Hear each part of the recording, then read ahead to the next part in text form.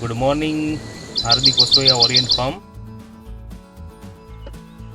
આ દાદા બાજુમાં જો અમારું ખેતર છે એ હાલા આવે છે અત્યારે વાડીમાં, અને અત્યારે એની ઉંમર છે 73 નહીં પણ 102 વર્ષ છે. તો દાદા અત્યારે લાકડી લઈને આવે છે, સવારમાં રોજ વાડીનો આનંદ લેવા માટે આવે. બાજુવાળી વાડી એની છે. દાદા છે ને બહુ નરવાઈ છે એની એમ. દાદા મજામાં ને? દાદા થોડુંક સાંભળવાનું ઓછું છે, તો એની રીતે અત્યારે બાજુની વાડી છે એ લાકડીના સપોર્ટથી એકલા હાથે નથી પકડવો પડતો. એ અત્યારે બાજુમાં જાય છે. જો એની વાડી છે, એનો રસ્તો થોડો ખરાબ છે એટલે મારી વાડીમાં હાલે છે.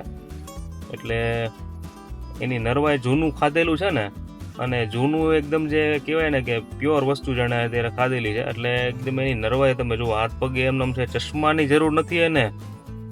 આ ઉંમરે વાડીમાં આવું એટલે બહુ મોટી વાત કહેવાય હો ભાઈ.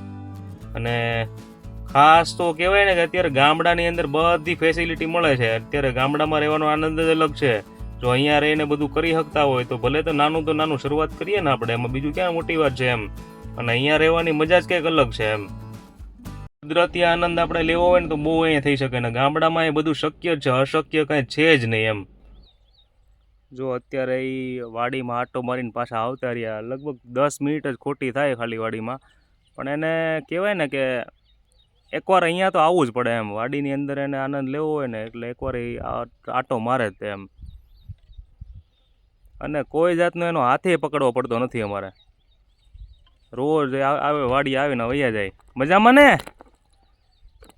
હા બધા ફોટો લેવો ને. હા બધા ફોટો લઈએ.